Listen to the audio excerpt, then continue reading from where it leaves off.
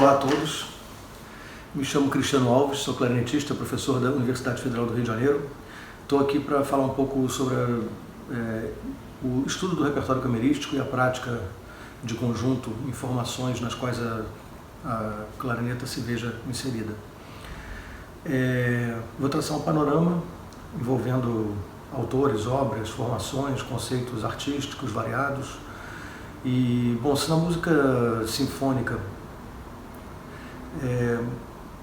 o papel é muito dividido entre todos os instrumentos e a música é dotada de uma grandiosidade, seja na duração das obras, na ocupação de grandes espaços, de teatros, nos efetivos instrumentais, a música de câmara obviamente tem tudo isso numa proporção um tanto diminuta, em certo sentido, não diminuta em termos de importância, mas de efetivos mesmo, mas tem uma responsabilidade certamente grandiosa no que diz respeito à interação entre as vozes e o papel que cada instrumentista ocupa de fato naquela narrativa.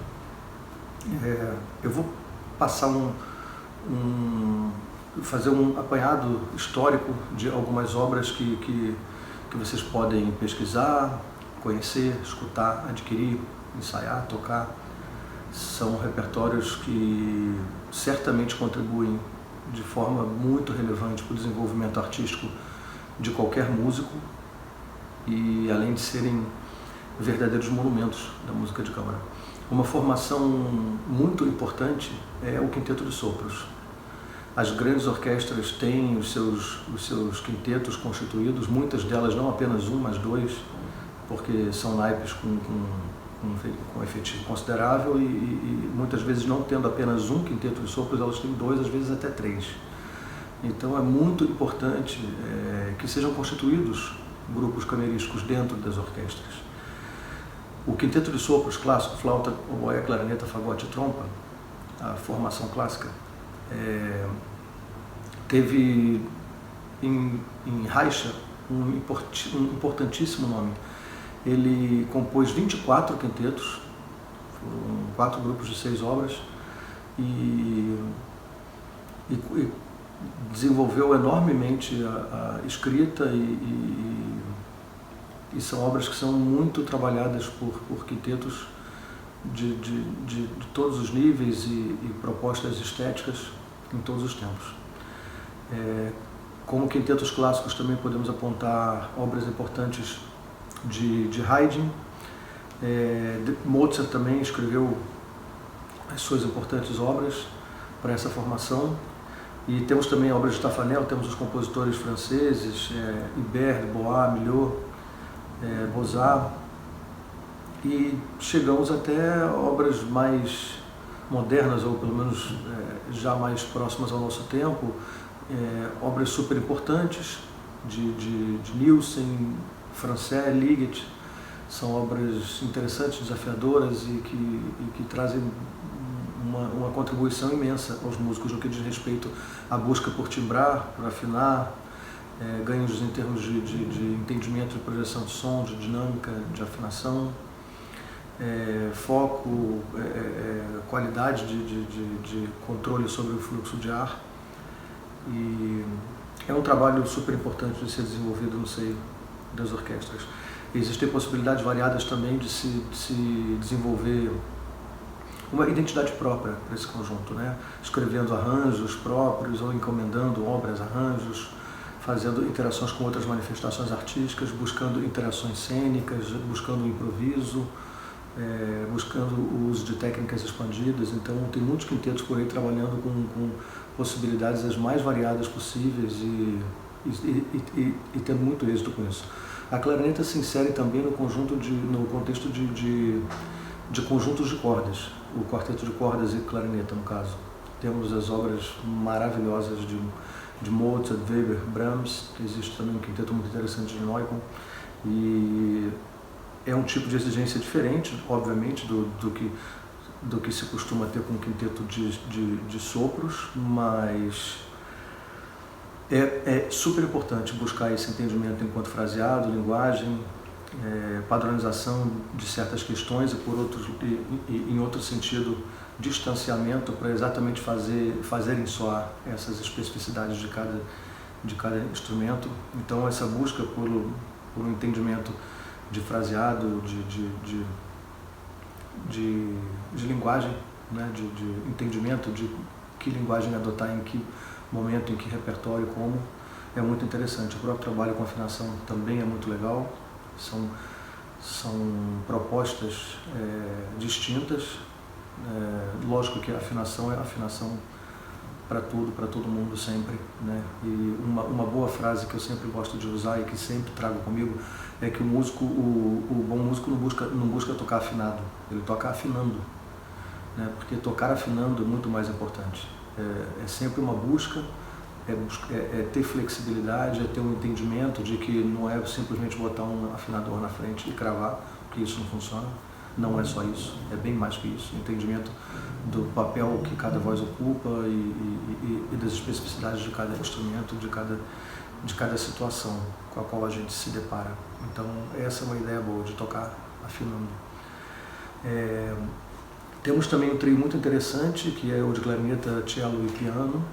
Tem o trio Opus 11 de Beethoven, que é uma obra emblemática, com diversas coisas ali contidas, um entendimento um pouco ainda daquele estilo sonata, mas já no segundo movimento com as melodias lindas.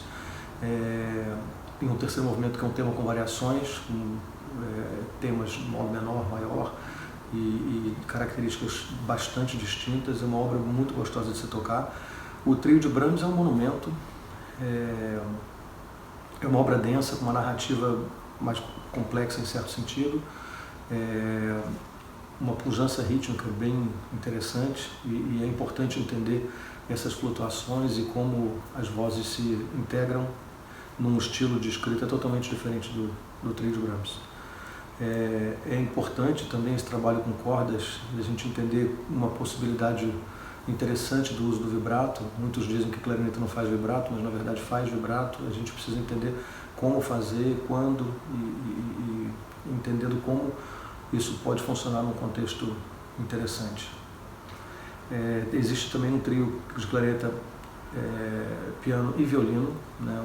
Existem várias obras, mas assim, algumas emblemáticas são Milhaud, Katja Turen, sobretudo Bartók, Contrastes, uma peça icônica e desafiadora, apoteótica, muito interessante, difícil de juntar, muito gostosa de se tocar.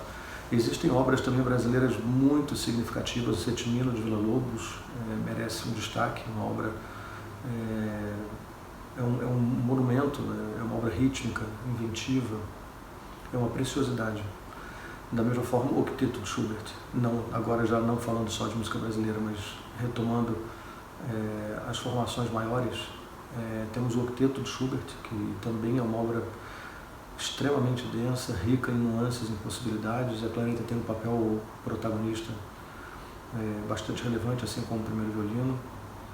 E existem formações outras, trios com trompa, como o do Heineck, trios com viola, tem o conjunto dos 8 trios, de Max Bruch, um Schumann, o famoso trio de Mozart. Existe um repertório brasileiro. Recentemente participei de um CD com um trio, gravando com Ilka Schmitz, piano, e Fernando Tebaldi, viola, onde gravamos um repertório totalmente brasileiro, com obras de Duque Tombeira, Ribber, Nestor Cavalcante, Takuchiano, e tem mais diversas outras obras para essa formação, inclusive brasileiras. Ainda indo para as formações maiores, também temos obras de Poulain, de Gounod, e uma obra emblemática também é a História do Soldado, de Stravinsky. É uma ópera que realmente eu recomendo que todo clarinetista, em algum momento da vida, toque, porque é incrível. Outra obra que é necessária quase é o Quarteto para o Fim dos Tempos, de Olivier Messiaen. É uma experiência única, realmente é uma viagem em direções que só se imagina, só se dá conta disso depois que se passa por isso. Então, uma obra realmente... escutar é muito bom, mas tocar é uma vivência incrível, essa obra de Messiaen.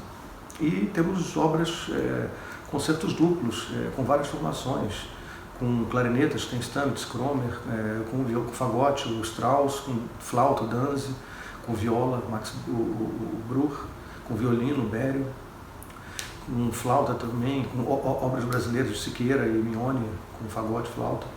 E temos um repertório riquíssimo para clarineta, em formações camerísticas ou em conjunto com algum outro solista e orquestra. Então recomendo que todos busquem esse repertório com muito cuidado e muito carinho, que vale muito a pena. Obrigado a todos, tudo de bom. Tchau, tchau.